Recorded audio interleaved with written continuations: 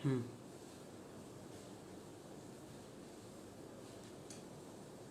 गया है।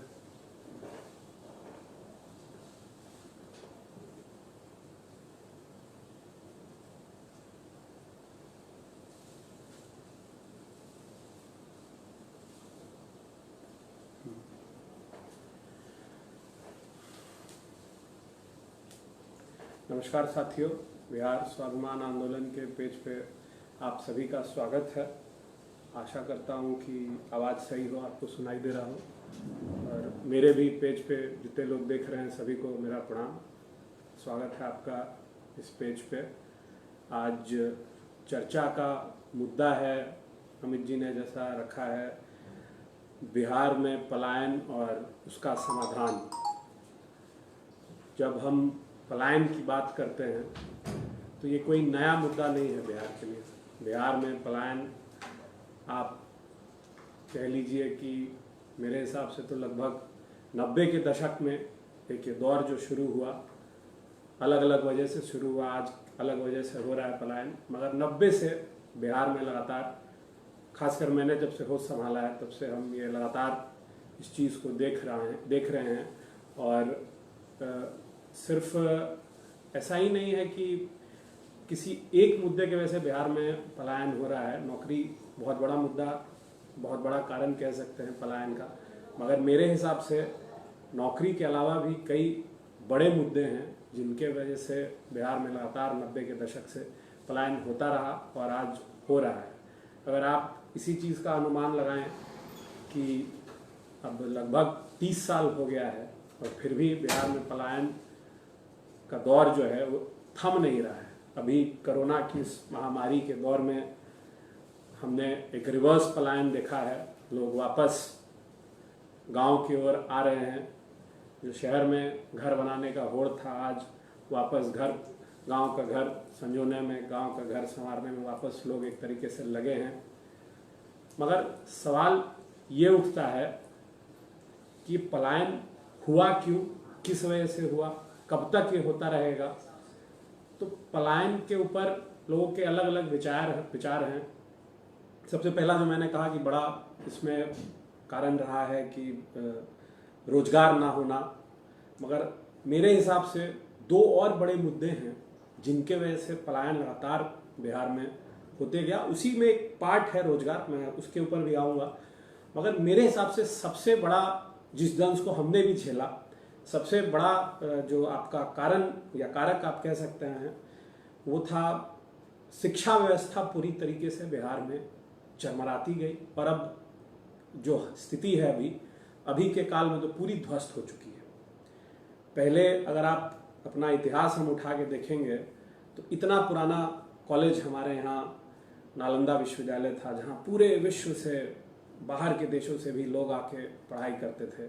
मगर उस काल में के बाद आप छोड़िए तो आप पटना यूनिवर्सिटी के काल में भी आइए, साइंस कॉलेज था, मगध महिला कॉलेज था। तो कई अच्छे कॉलेजेस थे जिसमें हमारे पीछे के जनरेशन्स ने, हमारे पिताजी हो गए, हमारे दादाजी हो गए, इन लोगों ने पढ़ाई की और बड़ा एक अच्छा माहौल था, अच्छे प्रोफेसर्स थे।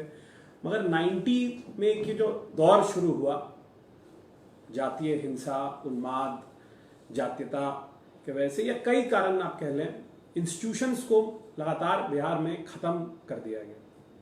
बिहार में लगातार इंस्टीट्यूशंस ख़त्म होते गए और उसी से कुचक्र जो शुरू हुआ, जो आज तक हम झेल रहे हैं।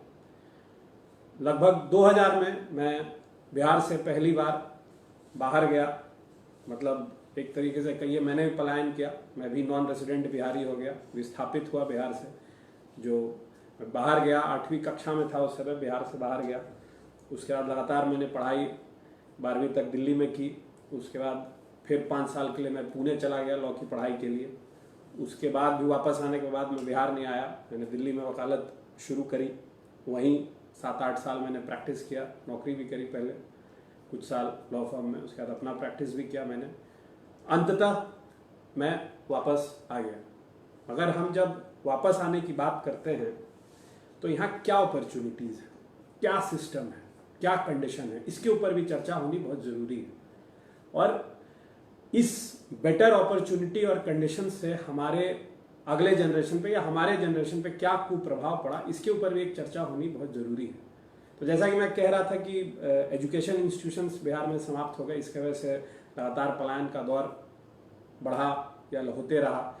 मगर एक और जो बड़ा कारण था यहाँ से, या अभी भी होता है, इसको मैं टेम्परेरी पलायन कह लूँ, जो है आपका अच्छी स्वास्थ्य सुविधा नहीं होने के कारण। आप दिल्ली एम्स में देखेंगे तो 80% मेरे हिसाब से लगता है कि बिहार के ही रोगी दिल्ली एम्स या सफदरजंग में आते हैं।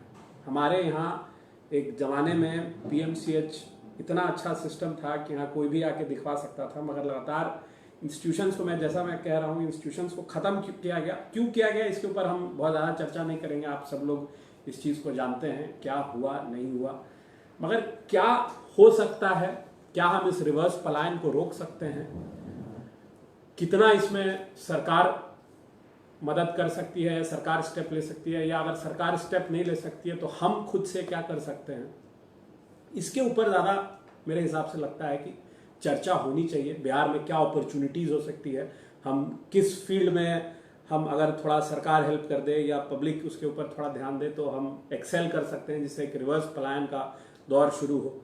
मैं इसलिए रिवर्स पलायन कहता हूं कि बिहार की अगर स्थिति हम चाहते हैं कि सुधरे, तो जितने भी लोग बाहर गए हैं सब लोग वापस नहीं आ सकते हैं, मगर अगर लोग प्रयास करें वापस आने का, जैसे कि मैं कह रहा हूं, मैं खुद बाहर गया, बेटर लिविंग कंडीशन है यहाँ से, नो डाउट, बाहर में आपको अच्छा लिविंग कंडीशन मिल जाएगा, मगर जो एक आपकी पहचान है, आपका जो एक स्वाभिमान है, वो कहीं ना कहीं जड़ से जुड़े हम रहेंगे तभी बचा रहेगा।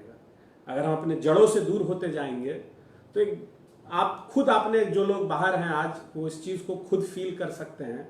हम भी फील करते थे जब भी छठ आता था तो दिल्ली में काटने के लिए जैसे लगता है, मन एकदम अकबक हो जाता था, मन एकदम व्यथित हो जाता था, बहुत परेशान जैसा फील होता था, क्योंकि बचपन की वो जो यादें छठ से जुड़ी हुई हो, या और भी त्यौहार हैं, दशहरा हो गया, वो कितना भी घर में वो माहौल हो जाए, सारा परिवार आ जाए, मगर वो यहाँ का जो परिवेश है उस तरीके का, हमें जिस तरीके से हम बचपन में बढ़े पले और जो पारिवारिक परिवेश रहा, जिस माहौल में हम यहाँ रहे, वो कितना भी कुछ वहाँ हम समृद्ध हो जाएं, कितना भी अच्छा कंडीशन मिल जाए, लोग US क्यों ना चले जाएं, वो छठ का हो गया अपना, या अपना भोजन हो गया, अपना कुछ रीति रिवाज हो गया, अपने कुछ संस्कार हो गए, वो हम उससे कहीं ना कहीं कटते जाते हैं। और इससे कटने का क्या दुष्प्रभाव है कि हमारी जो अगली पीढ़ी है या हमारी ही पीढ़ी है, हम भी ऐसी कई चीज़ें हैं अपनी मिट्टी से जुड़ी हुई जिसे हम भूल जाते हैं, जो कहीं ना कहीं हमारे मस्तिष्क से ख़त्म होता चला जाता है। अब बहुत सिंपल सी चीज़ मैं आपको बताता हूँ जो मैंने खुद अनुभव किया है कि जब तक मैं दिल्ली में था 8वीं कक्षा तक, तब तक जब तक मैं पटना में था, 8वीं कक्षा में मैं दिल्ली गया 2000 में लगभग, हाँ 2000 में ही मैं गया था, तब तक मुझे मगही बिल्कुल समझ नहीं आती थी, ना मैं बोल पाता था। मगर जब मैं दिल्ली गया और वहाँ तो एक कह लीजिए आप कॉन्फ्लुएंस है, अलग अलग स्टेट्स के लोग हैं और सब अपनी भाषा को लेकर बड़ा प्राउड फील करते हैं, मगर हमने कभी ज़रूरत ही नहीं समझा कि अपनी मातृभाषा में बात करें या समझें या उसके ऊपर पढ़ें। मगर जब मैं वहाँ गया और बाकी लोगों को उनकी भाषा में बात करते हुए मैंने सुना, तो कहीं ना कहीं एक हीन भावना अपने अंदर, बिहारी होने का पहचान जो है आपको, आप बाहर जाइएगा तभी वो टीस आपको महसूस होता है। बिहारी का के लोग जो मखौल बनाते हैं उससे जो एक टीस निकलता है, एक गुस्सा निकलता है, उसका अनुभव मैंने स्वयं फर्स्ट हैंड किया है, इसलिए उस चीज़ को मैं ज़्यादा दर्द को समझ सकता हूँ। गया वहाँ भी जब कोई बिहारी कह देता था तो मन लड़ाई करने का हो जाता था, और कई बार लड़ाई हुई भी है मेरी। मगर उसके बाद लोग भी धीरे धीरे आपके आसपास समझने लगते हैं, चीज़ें बदलती है, आप भी थोड़ा मैच्योर होते हैं, गुस्सा पीना सीखते हैं। मगर कभी कोई इस तरीके से नकारात्मक भाव में बिहारी कह देता है, क्योंकि दिल्ली के बाद मैं लॉ की पढ़ाई के लिए भी जब पुणे गया, वहाँ भी उस समय एक उन्माद का ही दौर था। आप कह लीजिए कि महाराष्ट्र के ऊपर के जितने स्टेट हैं सबको उत्तर भारतीय कहकर, भैया कहकर संबोधन किया जाता था और एक अलग नफरत का माहौल था। तो इन्हीं सब चीज़ों को लेकर जब मैं देखता हूं तो मुझे लगता है कि हम अपने ही राज्य को इतना दृढ़ क्यों ना करें, इतना पुरजोर यही व्यवस्था क्यों ना करें कि हमें बाहर ना जाना पड़े। आज कोरोना के महामारी के दौर में बात होती है आत्मनिर्भरता की, हम यहीं लोगों को रोजगार दें, हम यहीं आत्मनिर्भर बनाएं, मगर ये कैसे होगा इसके ऊपर भी एक चर्चा होनी जरूरी है। आज तो इसी पे मैं आता हूँ। आपने देखा जैसा कि अभी हमारे उभरते हुए कलाकार थे, बड़े अच्छे कलाकार थे हमारे प्रदेश के, सुशांत सिंह राजपूत जी, उनकी मृत्यु हो गई, बड़ी दुखद घटना थी। उसके बाद बहुत तरीके की चर्चाएं हुई। तो उसी से जुड़ी हुई मैं मेरे मन में मतलब है कि अपॉर्चुनिटी कैसे यहाँ क्या जनरेट हो सकता है। इतना टैलेंटेड आदमी, इतना बौद्धिक आदमी, और इस तरह का स्टेप ले ले। अब उसमें क्या हुआ है पीछे, मैं उसके ऊपर ज़्यादा नहीं जाना चाहता हूँ, मगर जब इस तरह की कोई घटना हो जाती है, इतना प्रतिभावान आदमी हमारे प्रदेश का, जिसने इतना स्ट्रगल करके अपना एक स्पेस बनाया और अब स्टारडम के एक पीक पे लगभग पहुंच चुका था और ऊपर जाता, उस व्यक्ति को ऐसा स्टेप लेना पड़ता है, तो कहीं ना कहीं मुझे लगता है कि ये भी एक पलायन से जुड़ा हुआ ही मुद्दा है। अगर आप बॉलीवुड से हट जाइए, रीजनल फिल्म इंडस्ट्री में आप अगर थोड़ा देखेंगे, और जो लोग देखते होंगे, बहुत लोग आजकल अलग अलग भाषाएं की सिनेमा भी देखते हैं, मैं भी देखता हूं, उसमें अगर आप देखेंगे तो हमारे रीजनल लैंग्वेजेस में बंगाली और मलयालम, और ऐसे तमिल इंडस्ट्री भी बहुत अब एक्सपैंड हो चुकी है, बहुत उसमें भी अच्छा कंटेंट है, मगर बंगाली और मलयालम इंडस्ट्री अगर आप देखेंगे तो उनका कंटेंट इतना अच्छा है, इतना टैलेंटेड इंडस्ट्री है कि बॉलीवुड, और मुझे लगता है बॉलीवुड तो तेलुगु, तमिल, अब मलयालम सबसे अब कंटेंट उठा के अब मूवी डब कर रही है। तो इसी तरह का हमारे यहाँ भोजपुरी इंडस्ट्री है, इसको क्यों नहीं डेवलप किया जाए? भोजपुरी इंडस्ट्री के नाम पे कब तक हम लोग ये मसाला और डबल मीनिंग चीजें देखते रहे? अच्छा कंटेंट ऐसा नहीं है कि यहाँ भी राइटर्स नहीं हैं, यहाँ भी प्रतिभावान लोग नहीं हैं। आप अगर देखेंगे मलयालम इंडस्ट्री उठा के या बंगाली मूवी इंडस्ट्री उठा के, तो वो इंडस्ट्री अपने आप में इतना स्ट्रांग है, इतने टैलेंटेड लोग हैं कि बॉलीवुड में वो जाए ना जाए उनसे उनको कोई फर्क नहीं पड़ता, बॉलीवुड से लोग उनको इन्वाइट करते हैं। तो इसी तरह हम अपने इंडस्ट्री को, भोजपुरी इंडस्ट्री एक बड़ा इंडस्ट्री है, बड़ा भोजपुरी म्यूजिक इंडस्ट्री भी है, तो उसको हम क्यों ना डेवलप करें, उसके ऊपर क्यों ना काम करे सरकार एक यहाँ। तो इसके ऊपर मुझे लगता है हमारे यहाँ से इतने टैलेंटेड लोग हैं, मनोज वाजपेयी हैं, पंकज त्रिपाठी हैं, और अगर आप कह लीजिए अभी नए दौर में यूट्यूब कंटेंट क्रिएटर्स भी हमारे यहाँ कमी नहीं है। हमारे ही जिले के हैं मगधी बॉयज, विश्वजीत जी हैं, तो मैं बड़ा फॉलो करता हूँ उनको, बड़ा उनको मैं देखता हूँ। तो उनका भी जिस तरह का टैलेंट है, मुझे नहीं लगता है कि हमारे यहाँ टैलेंट की कमी है। बस ज़रूरत है कि एक सरकार एक पहल करे, इस तरह के स्कोप्स को यहाँ भी जनरेट करे। आप बाकी जगह भी आप देखेंगे ना, फिल्म सिटीज बनने की बात होती है, हमारे यहाँ बात होती है। अभी सुशांत जी के मरने के बाद भी तरह तरह का डिमांड उठा के उनके नाम पे फिल्म सिटी बने। फिल्म सिटी बने तो हमारे इंडस्ट्री के लिए बने, हमारी भाषा के लिए बने, मगही भाषा के लिए बने, मैथिली के लिए बने, भोजपुरी के लिए बने। हमारे यहाँ राइटर्स की कमी नहीं है, मगही में इतने अच्छे राइटर्स हैं, कंटेंट क्रिएटर्स हैं, भोजपुरी में इतने अच्छे राइटर्स हैं, मगर जो एक मसाला से हटकर एक अच्छा इंडस्ट्री, एक अच्छा माहौल देने का काम यहाँ, उसमें थोड़ा पब्लिक को भी इनिशिएटिव लेना पड़ेगा, पब्लिक को भी थोड़ा जो अच्छा कंटेंट है उसके ऊपर बात करना होगा। तो अपॉर्चुनिटी एक बहुत बड़ा यहाँ डेवलप हो सकता है। आप अब ये तो बात हो गई कि फिल्म इंडस्ट्री के ऊपर, इसमें कैसे कंटेंट यहाँ कंटेंट से और बाकी प्रतिभा से यहाँ भी एक अच्छा हम सेटअप तैयार कर सकते हैं, बहुत लोगों को रोजगार दे सकते हैं। ये अभी मैं विश्वजीत जी का एक इंटरव्यू सुन रहा था जनता जंक्शन पे, तो उस पर उन्होंने उनके एक और जो है युगल जी, उन्होंने बताया कि आपके जितने वेंडर्स हैं फिल्म इंडस्ट्री में बॉलीवुड में, वो सारे बिहारी हैं। तो अगर यहाँ भी अगर माहौल दिया जाए तो ऐसा नहीं है कि रिवर्स पलायन नहीं होगा। अगर हम यहाँ भी अगर अपॉर्चुनिटीज देंगे, इंफ्रास्ट्रक्चर को डेवलप करेंगे, तो यहाँ भी एक बड़ा इंडस्ट्री बन सकता है और एक बड़ा वो जॉब का हब हो सकता है। ये तो बात होगी फिल्म इंडस्ट्री के ऊपर, कैसे उसके ऊपर हो सकता है कुछ। उसके बाद जो मुझे लगता है एक बड़ा स्पेस है जिसमें बिहार काम कर सकता है, वो है टूरिज्म। हमारे यहाँ हिस्टोरिकल, मतलब आप कह लीजिए भंडार है, अथाह समुद्र है हमारे यहाँ हिस्टोरिकल आर्टिफैक्ट्स का, हिस्टोरिकल प्लेसेस का, ऐतिहासिक जगहों की कमी नहीं है, रमणीक स्थलों की कमी नहीं है। मगर सरकार का मुझे जो सबसे ज़्यादा दुख होता है इस विभाग का और इस तरफ जो सरकार का रवैया है उसको लेकर। अगर आप बोधगया से आप उठा के राजगीर, नवादा, नालंदा, एक जो सर्किट है बुद्धिस्ट सर्किट, अगर इसके ऊपर काम करे सरकार, इसके ऊपर हम भी थोड़ा मैं अपने बिहारी भाइयों से भी कहूंगा कि हम भी खुद स्वयं अगर सर्विस इंडस्ट्री और टूरिज्म इंडस्ट्री के ऊपर अगर हम काम करें तो बिहार में इतना स्कोप है कि आप देखते देखते काया पलट हो जाए। बोधगया में आज भले ही इतने होटल्स खुल गए हैं मगर इंफ्रास्ट्रक्चर के नाम पर वहां पर क्या है वो आपसे छुपा हुआ नहीं है। राजगीर में क्या है वो आपसे नहीं छुपा हुआ है, मगर इन चीज़ों को डेवलप करने की जरूरत है। मैं बहुत आपको एक छोटा सा एग्जांपल देता हूँ। राजस्थान हो गया आपका इंडिया में ही, इंडिया से बाहर आप देख लीजिएगा ग्रीस हो गया, हमारे बराबर या हमसे भी कह लीजिए छोटा कंट्री है ग्रीस, और उनका पूरा का पूरा आप समझ लीजिए 90% जो पॉपुलेशन हो गया या आपका कह लीजिए उनका इकोनॉमी है, इंफ्रास्ट्रक्चर है, पूरा टूरिज्म के ऊपर डिपेंडेंट है। जितना उनके पास हिस्टोरिकल टूरिज्म के लिए या रमणीक स्थलों के लिए उससे ज्यादा हमारे पास है। मगर इसके ऊपर सरकार का जो उदासीन रवैया है इसके ऊपर हमें ध्यान आकर्षित करना चाहिए। अगर टूरिज्म इंडस्ट्री और सर्विस इंडस्ट्री को सही तरीके से अगर यहाँ प्रोत्साहित किया गया तो मुझे लगता है कि सबसे बड़ा ये जॉब क्रिएशन का एक सेक्टर बन जाएगा।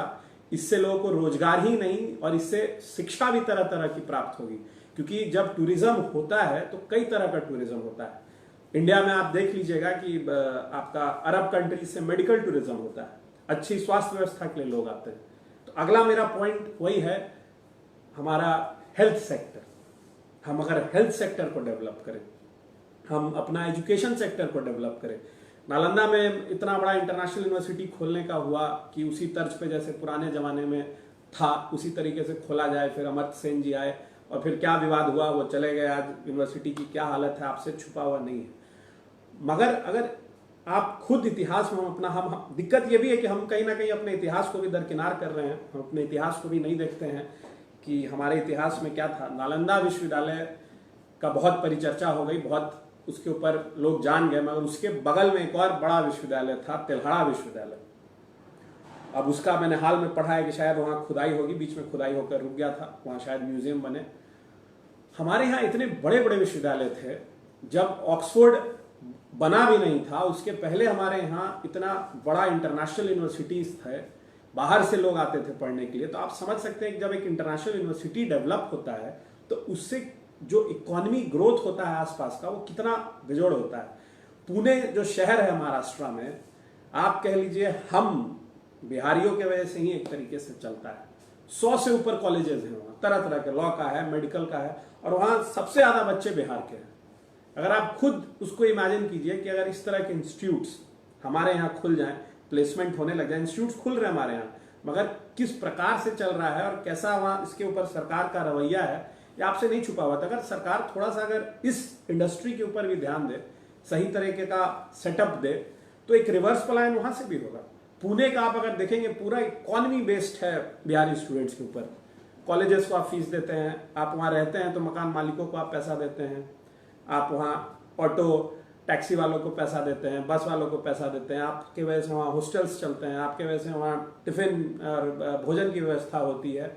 तो एक पूरा बड़ा इकोनॉमी आपके ऊपर बेस्ड है। अगर आपके छात्र सारे वापस आ जाएं तो उससे भी एक बड़ा आपका एक जॉब क्रिएशन का एक ये हब हो सकता है, एक ये भी निदान का एक हो सकता है। अब पलायन सिर्फ आप कह लें कि एक राज्य से दूसरे राज्य का है तो वो नहीं, बिहार में एक और पलायन होता है।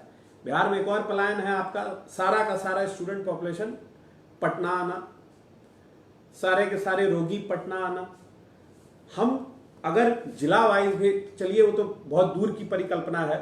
अगर पहले शायद हम कैपिटल को ही अपना सुधार लें, अगर अच्छा कर लें तो उसके ऊपर आगे शायद परिचर्चा हो सकती है। इसलिए मेरे हिसाब से ये कुछ चीजें हैं जिनके ऊपर निदान हो सकता है अगर सरकार चाहे तो, क्योंकि ये उनके हाथ में है। कुछ हमारे हाथ में भी है।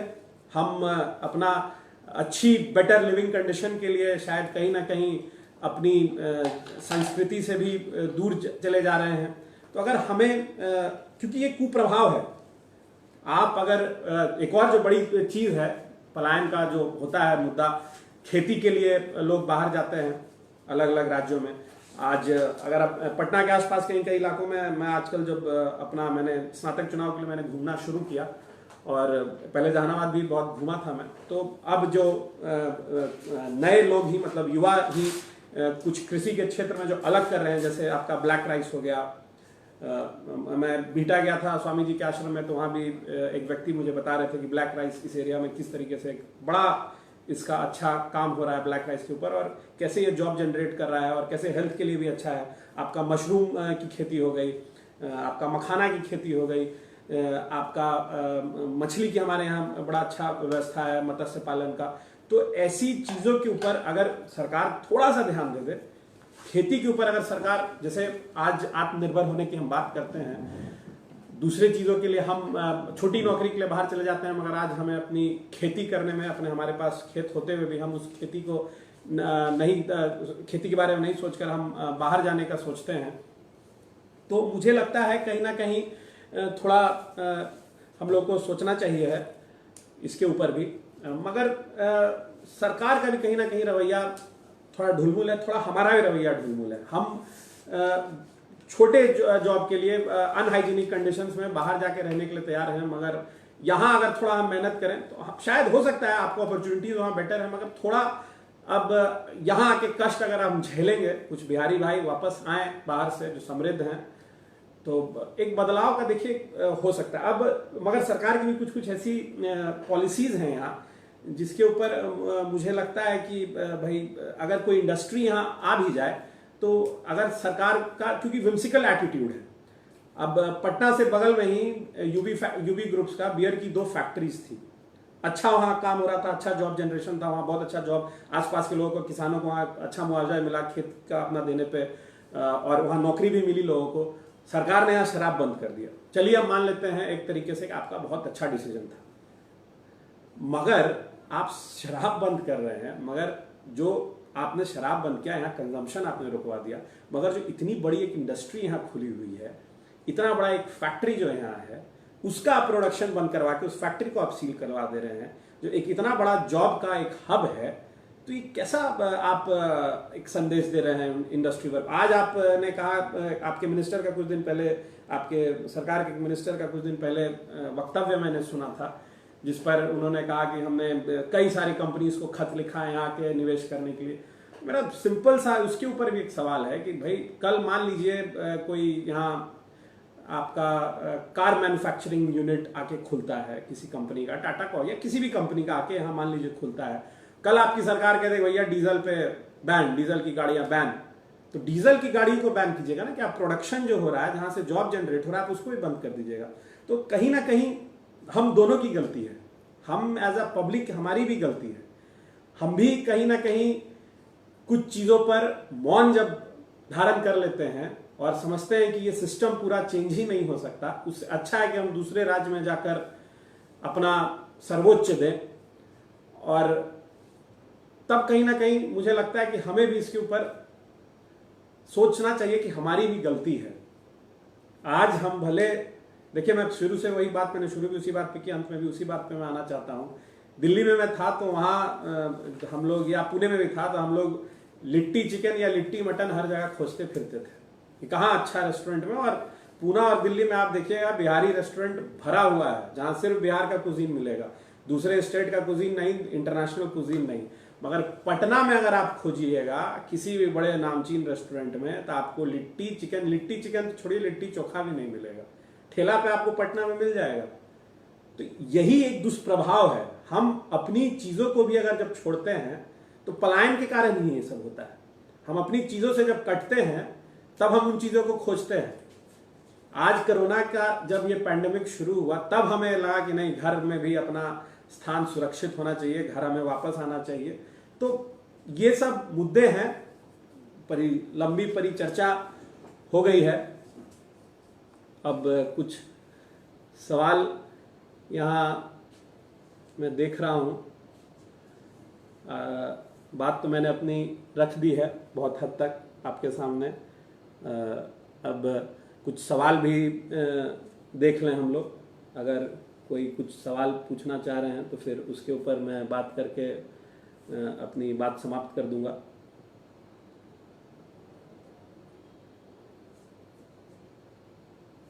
संतोष यादव जी ने लिखा है, गरीब से गरीब आदमी भी अपने बच्चे को सरकारी विद्यालय में नहीं पढ़ाना चाहता है। सही बात है, अगर एजुकेशन सिस्टम यहाँ अगर इम्प्रूव हो, अब शिक्षक को ही जो सरकार हक नहीं देना चाहती है तो वहाँ पढ़ाई कैसा होगा? अब ये तो भगवान ही मालिक है उसका। Government has no policy, Mukesh ji का है, प्राथमिक से प्रोफेशनल तक बिहार में शिक्षा बना अभिशाप, सिर्फ रोजी के लिए नहीं बना, रोज का भोजन और रोजगार परक शिक्षा के लिए रिवर्स प्लान। सही है, सही बात है, हम मजबूर हैं मगर हम आवाज़ उठाएंगे। मुकेश जी आप लगातार उठाते रहते हैं, हम लोग भी उठाएंगे, लगे हुए हैं हम लोग।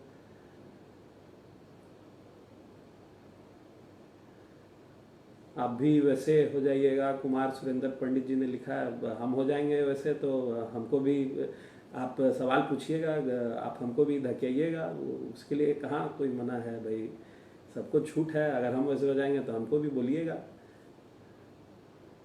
बिहार में 8th फेल मुखिया टीचर का रिक्रूटमेंट करता है, फिर क्या एक्सपेक्ट करें वहाँ के एजुकेशन सिस्टम। तो वही चीज़ है शशि जी, इसका सिस्टम अगर कोलैप्स हो गया है तो भाई हम सिस्टम से लड़ना थोड़ी छोड़ देंगे, सिस्टम के ऊपर बात होना चाहिए। इसको डिस्ट्रॉय करना, किसी को डिस्ट्रॉय करना है तो उसके कल्चर और एजुकेशन को डिस्ट्रॉय कर दो। बिहार गवर्नमेंट वही कर रही है, बिहार गवर्नमेंट भी कर रही है, कहीं हमारी भी गलती है, हम भी इसको चुपचाप झेल रहे हैं। ऐसे आप कैसे बोल सकते हैं, ऐसा आप कैसे बोल सकते हैं? अच्छा, सबको छूट है राहुल बाबू, बोलने दिया जाए। क्यों नहीं आप ये जो असली भोजपुरी गाने बताए जाते हैं उसे बैन करने का मांग करें? बैन करने का लोगों ने मांग किया है, ये तो अब सरकार के ऊपर सोचना है। गुटखा बैन करके भी गुटखा बिक रहा है, शराब बैन करके भी शराब बिक रहा है, बालू बैन करके बालू बिक रहा है। तो इसके ऊपर तो सिर्फ आप अगर ये सोचिएगा कि नेता हर चीज़ का अगर मांग करे तो ये संभव नहीं है। कहीं ना कहीं जनता को भी जागरूक होना जरूरी है। सिर्फ नेता अगर करेगा, अगर हम ये सोच के बैठे रहें तो ये समझ लीजिए कि कहीं किसी मूवी में ही मैंने डायलॉग सुना था कि भाई अगर हम भगवान के, कहीं भगवान सोचे कि हम आपके भरोसे बैठे हुए हैं, तो भाई वाइस वर्सा होता है ना, दोनों तरफ से होना चाहिए। आपको भी अपने उसके लिए उतना ही हक के लिए लड़ना होगा। सरकार एजुकेशन नहीं चाहती क्योंकि लोग अगर एजुकेट हो गए तो क्वेश्चन करेंगे। बिल्कुल सही बात है, ये तो मैं हमेशा कहता हूं, एक ये कुचक्र बनाया गया है पलायन का, आप समझ लीजिए ये भी एक कारण है। हम अगर यहाँ शिक्षा व्यवस्था सरकार अच्छी दे दे तो एक आप तो पहले आप अवेयर हो जाएंगे अपने राइट्स के लिए, अपनी चीज़ों के आप डिमांड करेंगे। और दूसरा चीज़ है, जब एक पढ़ी लिखी फौज, एक जमात खड़ी हो जाएगी तो सरकार रोजगार कहाँ से देगी? क्योंकि सबसे बड़ा यहाँ जो भ्रष्टाचार का केंद्र है वो है रोजगार बेचना। अब टेट की परीक्षा जिसमें इतनी धांधली हुई थी, उस समय उन्होंने कैंसिल नहीं किया। दरोगा बहाली के समय इतना सब कुछ एविडेंस होते हुए भी उन्होंने नहीं किया था। अब इसको टेट की परीक्षा जब ये सीट नहीं बेच पाई तो इन्होंने लास्ट में, तो एक कुचक्र है। आप पढ़ लेंगे, लिख लेंगे, नौकरी मांगेंगे, सवाल उठाएंगे, तो वो तो भाई हमें मगर आवाज उठाना पड़ेगा ना। हम भी अगर चुप होकर बैठ जाएं, आप सब भी चुप होकर बैठ जाएं, तो सरकार तो इसके ऊपर ध्यान नहीं देगी। इसलिए कोई भी सरकार हो, कोई भी नेता हो, सबसे पहला मुद्दा बिहार में शिक्षा होना चाहिए। अगर शिक्षा के ऊपर हम चुप हो जाएंगे तो बाकी मुद्दे तो अपने आप खुद से गौन हो जाएंगे। शिक्षा से ही सब कुछ होगा। शिक्षा समाप्त तो बिहार समाप्त। वैशाली जैसे विश्व प्रसिद्ध स्थल को नजरअंदाज किया जा रहा है, बिल्कुल सही बात है। यहाँ अपॉर्चुनिटीज की कमी नहीं है। देखिए यहाँ इतना हिस्टोरिकल प्लेसेस है, बहुत जगह है। हमारे यहाँ नवादा में ककोलत है, इतना सुंदर वाटरफॉल है, मगर क्या डेवलपमेंट उसका हुआ है? अगर ग्रीस में वैसा, या आप ग्रीस कहाँ, हम बहुत दूर चले गए, आप चले जाइए मसूरी, इस ककोलत वाटरफॉल के सामने कुछ नहीं है। वहां देखिए क्या टूरिज्म है। बिहार के चीनी मिलों को सरकार चालू करवाना चाहिए। चीनी मिल है, आपका जूट फैक्ट्री मिल है, कई तरह के मिल हैं। सरकार का उसके ऊपर तो एक बड़ा वो था, मगर उसके ऊपर वासिलीगंज में चीनी मिल था, आपका हर जगह था, मगर उसके ऊपर बात नहीं होती है। बात होना चाहिए। कनपा का कार्लसबर्ग, वही मैं कह रहा था, यूबी ग्रुप का है, कनपा में है आपका, कनपा से निकलते ही है, बड़ा साहब है, उसके बाद आपका ये नौबतपुर से पहले है, दो दो जगह यूबी ग्रुप का, उसको बंद करवा दिया गया। पीला गमछा, हाँ भाई यही गमछा था आज, तो इसी के ऊपर बालू पर सवाल उठना चाहिए भैया। बिल्कुल, बालू पे जिस तरीके से खनन हो रहा है आज बिहार में, पानी हर नदी में इतना स्तर नीचे जाने का बड़ा समस्या है बालू, और बालू के ऊपर सरकार बिल्कुल रोका, कुछ नहीं, बहुत बड़ा आप इसको रोका जा सकता है। चलिए फिर, लगभग इसमें आप लोगों के सवाल जी लौट गए, शायद चल रहा है, तकनीकी कारण के वजह से बीच में रुक गया था। एक कविता है जो मैंने फेसबुक पे ही अभी देखा था, कुछ दिन से लगातार चल रहा है ये कविता, तो मैं सोचा कि आपके साथ भी शेयर करके ये अपनी बात ख़त्म कर दूं। तकनीकी कारण से जो रुकावट हुई इसके लिए क्षमा चाहता हूं मैं। तो कविता कुछ इस प्रकार है, आनंद कुमार जी की शायद कविता है, अगर मैं किसी और का हो तो आपका कॉपीराइट का हम लोग हनन नहीं करना चाहते हैं। कविता इस प्रकार से है, चुनावों में गूंजता मैं जातिवाद का हाहाकार हूं, आइए फिर से देखिए मुझे, मैं बिहार हूं। मैं राजनीतिक संरक्षण में अपृहद व्यापार हूं, आइए फिर से देखिए मुझे, मैं बिहार हूं। 3 साल का स्नातक 5 साल में करने को लाचार हूं, आइए फिर से देखिए मुझे, मैं बिहार हूं। अस्पताल की कमी, कभी डॉक्टरों को भगाए जाने से बीमार हूं, आइए फिर से देखिए मुझे, मैं बिहार हूं। 3 धर्मों का जनक फिर भी भैया जी गवार हूं, आइए फिर से देखिए मुझे, मैं बिहार हूं। पशु जिसका हर चारा चर गए, चुप्पी का गुनहगार हूं, आइए फिर से देखिए मुझे, मैं बिहार हूं। बाहुबलियों का पोषण करती समाजवादी सरकार हूं, आइए फिर से देखिए मुझे, मैं बिहार हूं। पतित हुआ पलायन करता नाम में कुमार हूं, आइए फिर से देखिए मुझे, मैं बिहार हूं। धन्यवाद।